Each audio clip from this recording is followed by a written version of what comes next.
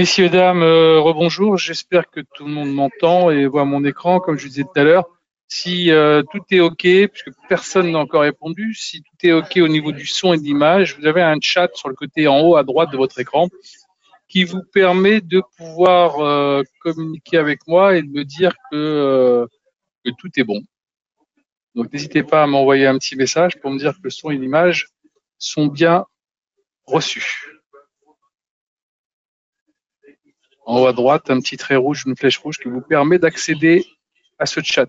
D'ailleurs, je rappelle que ce chat vous permettra de poser des questions pendant le cours, si d'aventure vous aviez des questions. Non, toujours personne n'a trouvé ce chat. Écoutez, je vais vous envoyer un petit message, peut-être que ça va vous permettre de le situer. Sait-on jamais?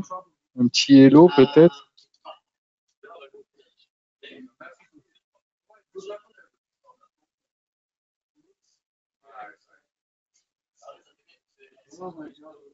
Bon, je vais partir du principe que tout le monde reçoit l'image et le son. Et je vais donc commencer le cours. Donc, je vais enlever d'abord l'avertissement sur les risques. Voilà, que tout le monde puisse le voir. Voilà.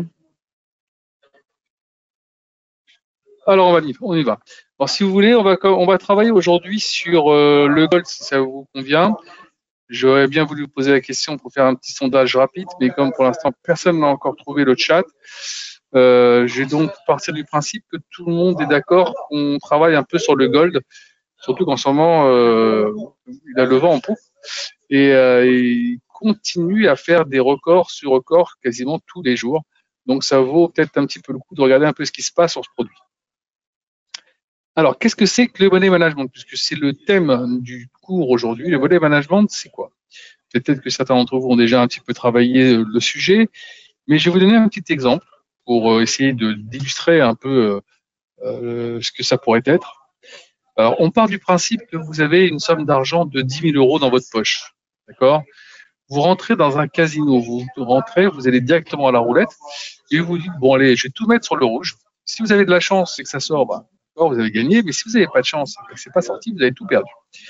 Et ben, c'est un peu l'idée qu'on veut essayer de faire comprendre. On ne veut pas de casino, on veut que vous soyez capable de pouvoir gérer votre risque par rapport à votre capital.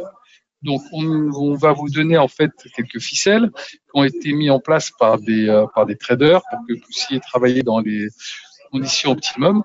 Alors, ce risque par rapport au capital, c'est un pourcentage. Ce pourcentage varie entre certaines personnes. Il y en a qui pensent que 2%, ça serait pas mal de risque par rapport au capital. Et il y en a qui vont jusqu'à 7%. Moi, je pense que aller aux alentours de 5% de risque, ça serait plutôt acceptable.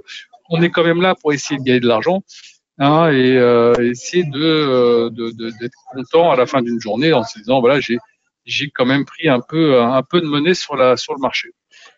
Donc, ça veut dire si j'ai 10 000 € dans mon compte et que je prends 5% de risque, ça veut dire que je ne peux pas risquer plus que 500 € sur mes positions. Tout simplement. 5% de 10 000, ça nous fait 500 €. Donc, on est sur le gold et on va essayer d'illustrer cette méthode par rapport au gold. Alors, on y va, on se met ici, on dit qu'on va passer un ordre sur le gold, par exemple, et on voit ici un lot égale 100. Qu'est-ce que ça veut dire? Ça veut dire que si je prends un lot, à chaque fois que le marché va varier de 1 point, qui passe de 2636 à 37, par exemple, si je suis acheteur, j'ai gagné 100, mais si je suis vendeur, j'ai perdu 100. Donc, si on est acheteur, on va dire qu'on est acheteur, vu que le marché continue de monter, on va dire qu'on est acheteur, et que je vais passer un ordre pour un lot. D'accord? J'achète un lot. Voilà. Donc, en bas, je vois bien sur le trading ici mon numéro d'ordre. Le numéro d'ordre avec le jour et l'heure à laquelle je vais passer mon ordre. Le sens, voilà, un lot, le gold, voilà, le prix auquel j'ai ouvert. Et maintenant, je dois faire en sorte de mettre un stop loss qui me permettra de ne pas dépasser ces 500 €. Je suis acheteur, donc si ça baisse, je perds de l'argent. Donc, si j'ai ouvert à 37, je vais mettre mon stop loss à 32. D'accord? Donc, 5 fois 2, ça fait bien, 5 fois 100, ça fait bien 500. Donc, j'ai bien mis à 5 points. OK? Donc là, maintenant, je suis censé être dans des conditions optimales par rapport à mon money management. Maintenant, le money management, c'est une chose, c'est-à-dire que j'ai défini mon risque, j'ai défini mon stop loss, mais ça ne s'arrête pas là. D'accord? La dernière chose qu'il faudrait regarder, ça serait juste le montant de ce que vous risquez. Il y a d'abord deux choses qui passent en priorité. D'abord, évidemment, le graphique. Savoir est-ce que je suis dans une situation où j'ai encore une espérance importante de gain. Regardez un peu ce que j'ai mis ici. J'ai tracé un trait par rapport à ce qu'on pourrait attendre. Regardez, je vais redescendre ça ici et je vais remettre le positionner juste à fleur. Voilà. Regardez ici, depuis le mois de oh, quasiment mois d'avril. Ouais, mois d'avril. On n'a pas dépassé les 75 et on est actuellement à 73, 75. Donc on peut dire que dans cette zone-là, on n'a pas dépassé les 75 de RSI depuis le mois d'avril. Donc on est déjà peut-être sur un niveau où on pourrait s'attendre pas longtemps à avoir un petit retour pour revenir chercher une petite consolidation. Et d'ailleurs, regardez ici, on est sur ce point-là, ici, là. Regardez ce qui se passe derrière. Vous voyez, là, si on regarde ici, derrière une petite consolidation, donc on pourrait avoir, même si on a fait pour l'instant un pic, on pourrait avoir une petite consolidation qui se met en place. D'accord. On n'a pas encore le signal sur la MACD, mais peut-être que demain, déjà, on aura peut-être une MACD qui soit à peu près à la même hauteur ici. D'accord. Ce qui pourrait peut-être commencer à faire ce petit arrondi qui va nous faire un changement de sens à surveiller. Donc aujourd'hui, par exemple, il faut regarder la volatilité aussi du produit. Donc on voit aujourd'hui que le marché a fait 2622, 2640. Donc il y a quand même une volatilité assez intéressante. Il y a quand même quasiment 1% de variation sur le produit. Donc si je mets c'est à peu près, on va dire, une vingtaine de points, un peu plus. D'accord? Donc si je mets un stop loss à 5 points, d'accord, sachant que je suis acheteur et que le plus haut c'est 2640, je suis quand même pas très très loin de mon plus haut. Même si pour l'instant je gagne de l'argent, mon stop loss me paraît quand même relativement, on va dire, près du point haut. Donc qu'est-ce qu'il faudrait faire en fait? Il faudrait que je puisse écarter ce stop loss. Donc qu'est-ce qu'il faudrait que je fasse pour écarter ce stop loss? Ben, tout simplement prendre une position un peu plus petite. Ne pas prendre un lot, d'accord, mais on va prendre 0,5 lot. Et si je prends 0,5 lot à l'achat, maintenant mon stop loss, je ne vais plus le mettre, vous voyez, je suis toujours à peu près à 37,5, donc on va prendre à 32,5 pour le stop loss. Voilà, mon stop loss, je pourrais le mettre à 32,5, mais non, pas à 32,5, je vais le mettre ici à 2627,5. Donc 10 points bas. D'accord? C'est ça qui va être intéressant. Je vais pouvoir mettre mon stop loss pas très loin des plus bas. D'accord? Là, je peux considérer que par rapport à l'ensemble du marché, par rapport aux variations du marché sur ce produit, mon stop loss est relativement bien placé. D'accord? Donc, il vaut mieux prendre donc une position un petit peu plus petite qui vous permet de pouvoir positionner un stop loss à un niveau intéressant parce que se faire stopper sur un ordre, vous voyez, ça peut descendre très rapidement, puis après repartir. Il y a des petites variations aujourd'hui qu'on a vues qui auraient pu me faire stopper mon ordre très rapidement. Donc en faisant ça, là déjà, je peux voir venir. Maintenant, je peux me tromper sur la façon dont j'ai pris mon ordre. Peut-être que c'est pas le bon timing pour acheter. Donc si je m'aperçois que j'ai peut-être pris une position un peu intempestive, rien ne m'empêche de fermer mon ordre avant. C'est pas parce que j'ai un stop loss avec un money management de 5% bien calculé qu'il faut que je m'obstine si je crois que je me suis trompé. Peut-être que j'ai pas vu une annonce qui a été faite dans le marché qui pourrait contrecarrer dire le sentiment aussi qu'on a sur ce marché. Imaginons que on a un signe d'inflation qui vient de sortir sur un chiffre. Je l'avais pas vu, je m'aperçois que juste après que c'est sorti, bon bah je réfléchis pas, je coupe, j'attends de voir ce qui se passe. Et après je me remets dessus. Alors, je vais vous montrer quelque chose qui va être intéressant. Bon, pour l'instant on va laisser courir. C'est un petit tableau, d'accord, qui va peut-être vous permettre de pricer vous-même votre stop loss avec le volume. D'accord, c'est un petit tableau que j'ai fait moi-même. Donc, je dis pas que c'est le tableau de l'année, mais c'est un truc qui va quand même vous aider.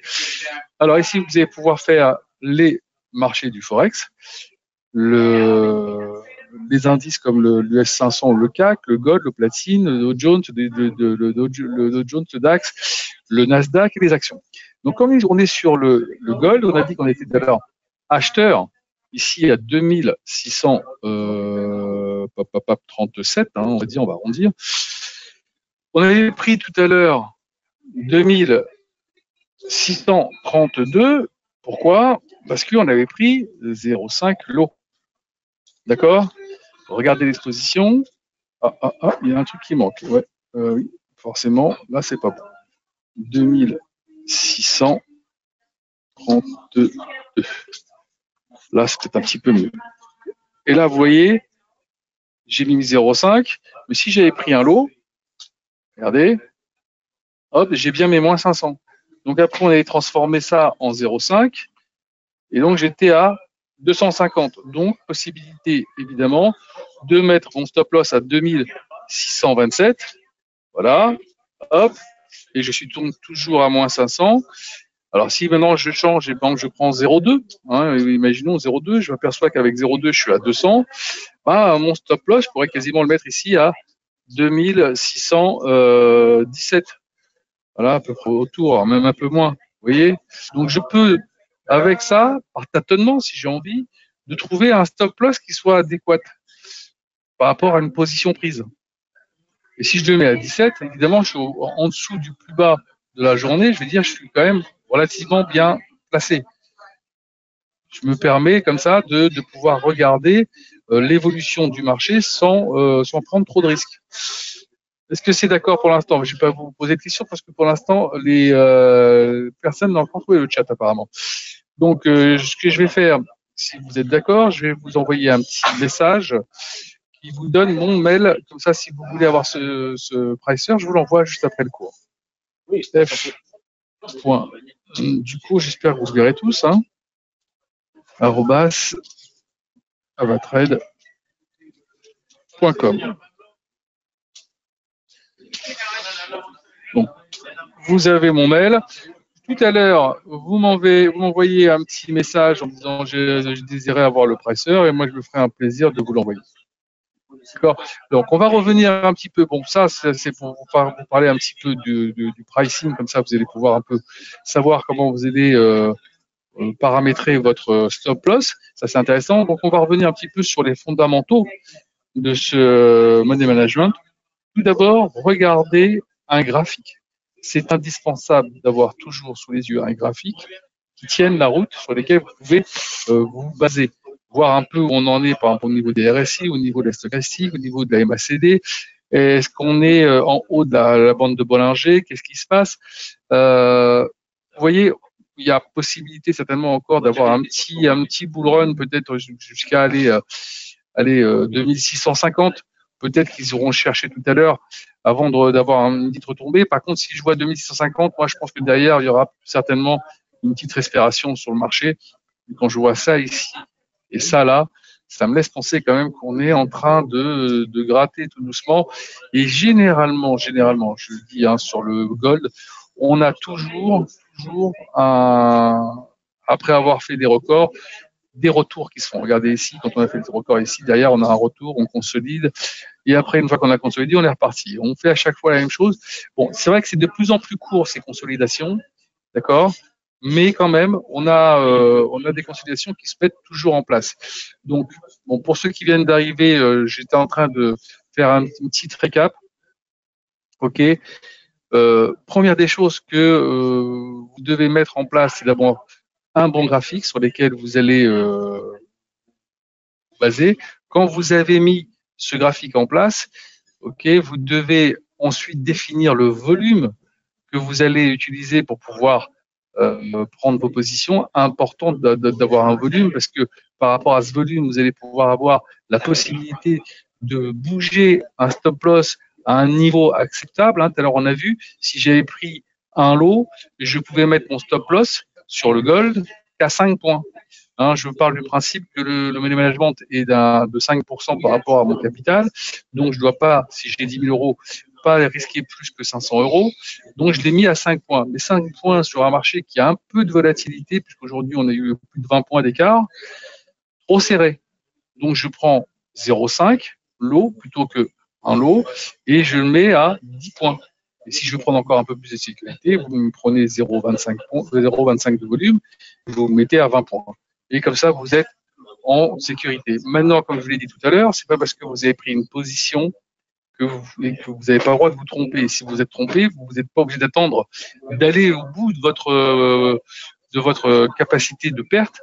Vous fermez votre ordre avant, vous réfléchissez de nouveau pour savoir qu'est-ce que j'ai fait, qu'est-ce que j'ai loupé. Ça, c'est important. Alors, comme je disais tout à l'heure à ceux qui étaient là et ceux qui viennent d'arriver, voilà, j'ai un petit pricer ici, ok, que j'ai mis en place. Si vous voulez avoir le pricer, il n'y a pas de problème. Vous mettez votre prix d'entrée ou votre prix de sortie, le volume ici, vous avez votre exposition pour pouvoir la voir. Donc, f.duco@avatrade.com, vous m'envoyez un mail et moi, je vous envoie ce petit pricer. N'oubliez pas une chose, ce qu'on fait là maintenant, c'est vraiment pour vous donner un coup de main, pour ne pas que vous plantiez votre compte. Tout ça fait entre nous. Pourquoi on fait ça? C'est pas parce que on vous aime plus que tous les autres. D'abord, on vous aime bien, mais c'est parce que si vous perdez votre argent, nous, on ne gagne pas d'argent. Comprenez bien que nous, on ne gagne de l'argent que sur vos échanges. Quand vous faites un achat, une vente, ok, on gagne notre pourcentage sur votre échange. C'est-à-dire qu'une partie du spread nous revient. D'accord? Une petite partie de ce spread nous revient. Donc, plus vous allez trader, plus vous allez gagner d'argent, plus nous on est content et plus vous serez content. Donc, c'est bien pour ça qu'on vous fait ce genre de webinaire pour que vous mettez en place ces choses et que vous gagnez, vous allez réussir sur la plateforme. Ça, c'est quelque chose de primordial et pour vous et pour nous. D'accord? Donc, quand vous avez mis tout ça en place, n'oubliez pas que ceux qui ne savent pas faire de graphique, venez jeudi au cours pour savoir construire votre graphique, c'est important, les outils d'analyse technique. Si vous ne savez pas faire un graphique, ça devient un peu compliqué. Il faut quand même savoir un minimum pour pouvoir. C'est pas compliqué de mettre un graphique en place comme ça. C'est à la portée de tout le monde. Il faut à tout prix de faire en sorte de manipuler tout ça. Le money management, vous avez vu, c'est pas très compliqué. Il suffit de respecter le pourcentage de risque par rapport à votre capital. Évidemment, plus vous avez de capital, plus c'est facile de prendre des positions. Mais après, vous faites en fonction de vos capacités financières.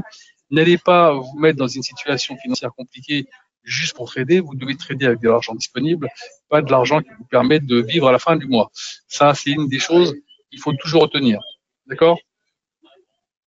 Bon, pour ceux qui auraient des questions, j'espère avoir été clair pour tout le monde parce que je vois que personne n'a trouvé le chat, c'est un petit peu compliqué. Je répète que normalement le chat il est en haut à droite de votre écran avec une flèche rouge ou un trait rouge. Si vous avez une question, je vous laisse encore quelques secondes pour voir si vous le trouvez. Sinon, sachez que les webinaires sont abstraits, vous pouvez les revisionner sur la page YouTube de Avatrade.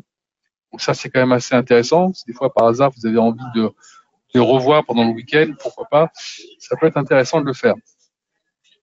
Je vous attends donc tous pour le cours de ce jeudi sur les outils d'analyse technique. À bientôt.